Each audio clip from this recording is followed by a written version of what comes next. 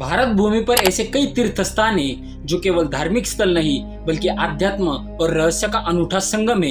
इन्हीं में से एक है जगन्नाथपुरी धाम। यह स्थान न केवल 4 धामों में से एक है बल्कि अपने रहस्यमय घटनाओं और चमत्कारों के कारण विश्व भर में प्रसिद्ध है।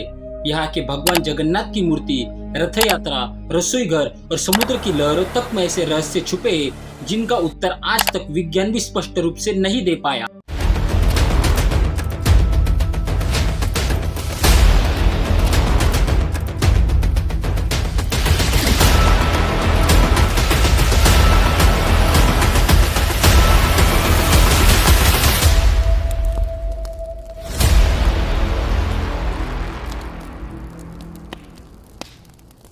पुरी भारत के ओडिशा राज्य के पूर्वी तट पर स्थित है।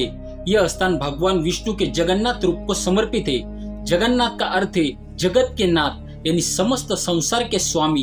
यह भगवान कृष्ण, बलराम और बहन सुभद्रा की पूजा होती है, लेकिन इन मूर्तियों में जो रहस्य छिपा है वह अद्वितीय। पुरी का उल्लेख कई पुराणों में मिलता है। स्कंद पुराण, ब्रह्म पुराण, नारद पुराण और पद्म पुराण में इसे पुरुषोत्तम क्षेत्र कहा गया है।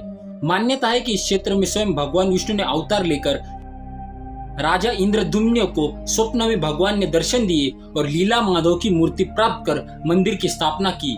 मुख्य मूर्ति नील माधव थी जो बाद में जगन्नाथ के रूप में प्रतिष्ठित। पुरी मंदिर की सबसे रहस्यमय बात यह है हर 12 से 19 साल में भगवान की मूर्तियों को बदलना, जिसे नवकलेवर कहा जाता है। इन मूर्तियों को एक विशेष रूप से बनाया जाता है। इन पेड़ों को पहचानने के लिए गुप्त नियम होते हैं, जैसे उस वृक्ष के पास नागिन की आकृति हो, शंख चक्र के चिन्ह हो आदि।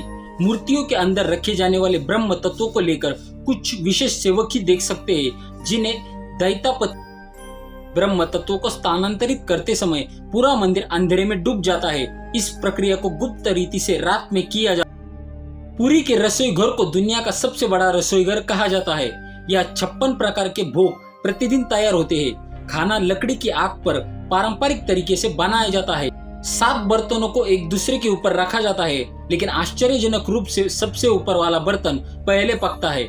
महाप्रसाद की खासियत ये है, कोई भी दिन ऐसा नहीं होता जब प्रसाद की कमी हो, चाहे भक्तों की संख्या लाखों हो। प्रसाद न कम पड़ता है न ज्यादा हो।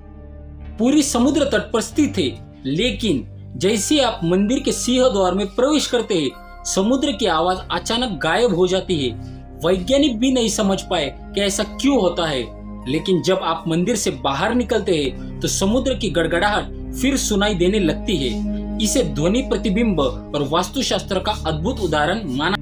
जगन्नाथपुरी मंदिर के ऊपर लगा पताका झंडा हमेशा हवा के विपरीत दिशा में लहरता है, जो विज्ञान के सामान्य नियमों के खिलाफ है।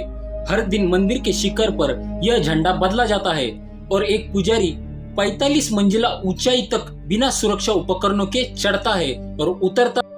मंदिर की संरचना ऐसी है कि दिन के किसी भी समय उसकी छाया जमीन पर नहीं पड़ती। यह वास्तु विज्ञान और मंदिर निर्माण की पराकाष्ठा। हर वर्ष जून जुलाई में विशाल रथ यात्रा आयोजित होती है।